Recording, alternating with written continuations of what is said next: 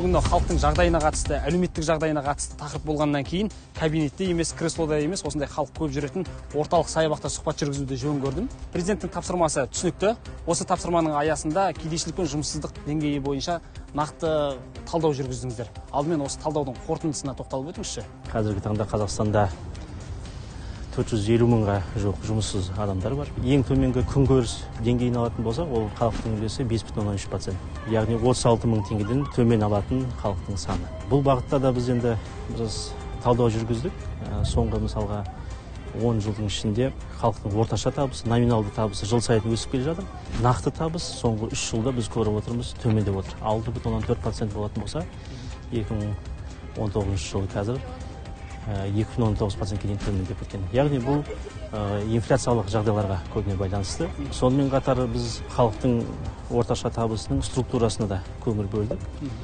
Ол структура біріншіден еңбекпен айналысқандағы табыстың көзі, яғни жалақының деңгейі, одан бөлек әлеуметтік трансферттердің деңгейі, кәсіпкерлікпен айналысатын түсімдердің деңгейі осы структурадан құралады.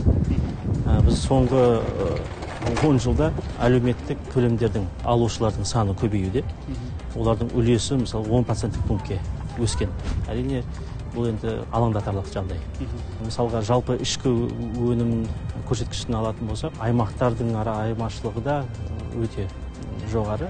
Жан басына шаққандағы жалпы ішкі өнім деңгейі Атырау облысында мысалға Түркістан облысына салыстырғанда 17 есе көп екен. Сіздер жасаған талдаудың қорытындысы бойынша халықтың табысын арттыру бағдарламасы іске қосылды.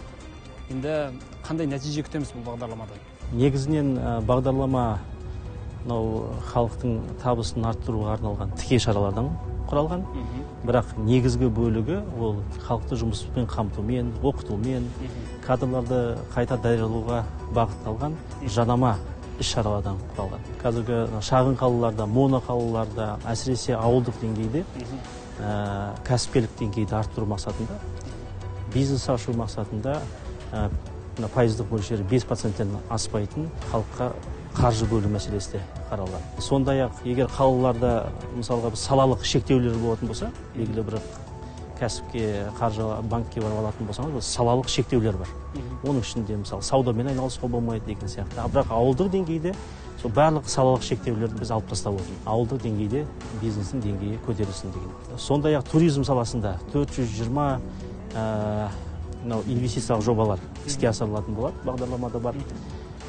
Қонақ үй ашу, рекреациялық орталықтар ашу, агротуризмдер дамыту бойынша іс-шаралар. Енді сол 25 жылға дейін 930 миллиард теңге жеке инвестиция тарту көзделген осы сала бойынша. Бұл енді жұмыспен қамту шаралары.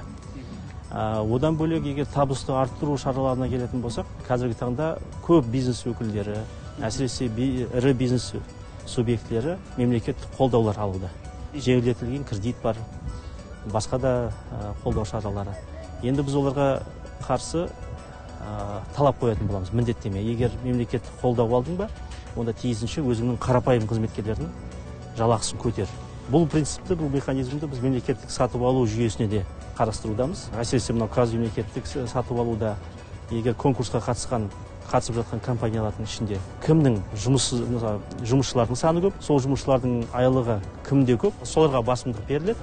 Және де солардың осы конкурсты ұтуға мүмкіндіктері бар. Мемлекет басшысы мынау халықтың жартысының табысы 50 мың теңгеден аспайды деп айтып қалды. Қазір енді өзіңіз білесіз, күн сайын азық-түлік бағасы қымбаттап жатыр, инфляция күн сайын өсіп жатыр деген секілді. Жалпы халықтың табысын арттыру бағдарламасы осы бір проблеманы қаншалықты өзгерте алады, немесе қанша уақытта өзгерте алады?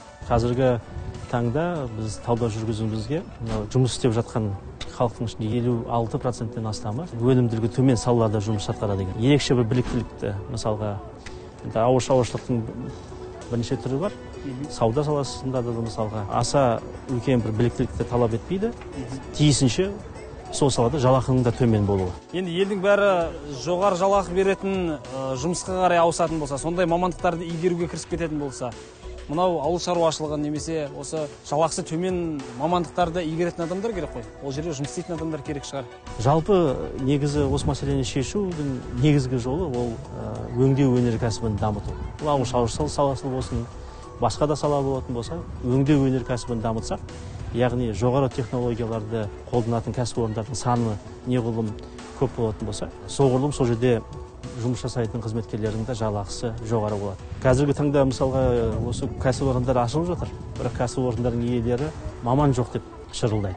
Ал кейбір жастарымыз жұмыс жоқ деп шырылдайды. Сондықтан да біз енді соларды ұштастыру үшін жастарды, одан кейін қарапайым халықты біз сол бағыт бойынша қайта оқытудан, профориентациядан өткізуіміз қажет. Абзал мырза, қазір білікті, білімді деген жастардың көбі шетелге көшіп кетіп жатыр. Яғни ақылдың ағыны деп жатамыз ғой оны. Осы орайда креативті индустрия жобасы болған тоқтау бола ма? Ең алдымен креативті индустрия дегеніміз не?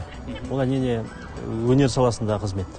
Соның ішінде қолөнер, музыка саласы, кино саласындағы қызметкерлер.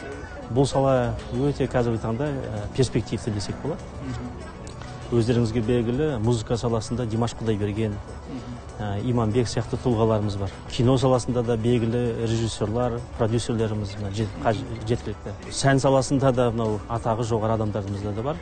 Олар сыртқы жерде біздің еліміздің атын танытып қана қоймай, сыртқы экспортымызға да оң үлесін қосуда. Сондықтан да біз осы бағыт бойынша да жағдай жасауымыз керек. Креативті индустрия саласында да біз тиісті осы бағдарламада іс-шараларды қамтыдық. Оның ішінде осы өнер саласындағы адамдарға кино түсіреміз деген болатын болса, біз мемлекет тарапынан, үкімет тарапынан тиісінше алаңшалар жасау, немесе ғимарат беру, басқа да жеңілдіктер мемлекеттік қолдау беру арқылы біз солардың жобаларын қолдауымыз қажет. Біздің қоғам енді түсініп келе жатқан бағыттың бірі бұл әлеуметтік кәсіпкерлік. Бұл бағыт қалай дамиды? Көбісі түсінбей қалуы мүмкін. Әлеуметтік кәсіпкерлікке анықтама берсек, әлеуметтік кәсіпкерлік дегеніміз ол мүмкіндігі шектеулі азаматтардың өздері кәсіп ашуы. Немесе кәсіпкерлер сол өздерінің мекемелеріне мүмкіндігі шектеулі азаматтарды, ерекше қажеттілігі бар адамдарды жұмысқа алу, немесе әлеуметтік осал топтардың өкілдерін жұмысқа алуы. Осының барлығы әлеуметтік кәсіпкерлік. 2021 жылы біз заңнамаға әлеуметтік кәсіпкерлікке қатысты тиісті түзетулер енгіздік. Осы саланы дамытуға бағытталған бірнеше ынталандыру шараларын да қарастырдық. Оның ішінде салықтық жеңілдік, мүліктік, қаржылық, инфрақұрылымдық сияқты іс-шаралар қарастырылған. Мәселен, егер мекемеде жұмыскерлердің саны 50%-тен астамы мүмкіндігі шектеулі азаматтар болатын болса, онда бұл мекеме корпоратив салығынан босатылады. Одан бөлек әлеуметтік салықтан босатылады, одан кейін барып жер салығынан босатылады. Осында жеңілдіктер қарастырылған. Бұл да бір мүмкіндік халықты жұмыспен қамту бойынша. Табысын арттыруға қатысты атқарылып жатқан шараларды айтып өттіңіз ғой. Нақты кімдердің табысы артатын, қанша процентке артатын көрсетіп бере аламыз ба, айтып?